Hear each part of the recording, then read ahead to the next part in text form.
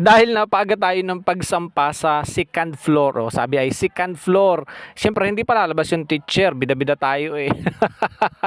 Pero ang totoo niyan, yun pala na may gustong i-flex ang kanyang salamin sa mata. Oh, 'di ba? Ngayon lang nagkasalamin 'yan sa matang ganyan nakaigaya. Kasi last year nakikita ko, wow, may mga salamin sila na naiiba ang kulay pag naaarawan. Kaya tayo ngayon, ayan, nahuli pati tayo ngayon nagpe-flex. Humaharap tayo sa araw kung naiiba nga ay nahuli naman tayo biglang may sumampang guro diyan. Oh, ayan lumabas na ang teacher na iniintay natin. So ngayon, time ko naman para pumasok doon sa section na yun, 'di ba? At ayun nga, pagpasok natin, syempre, bumalik tayo kasi baka mawala yung cellphone. Naiwan yung cellphone, kailangan natin bumalik. At ayan, syempre, babatiin natin ang ating mga estudyante ng magandang umaga.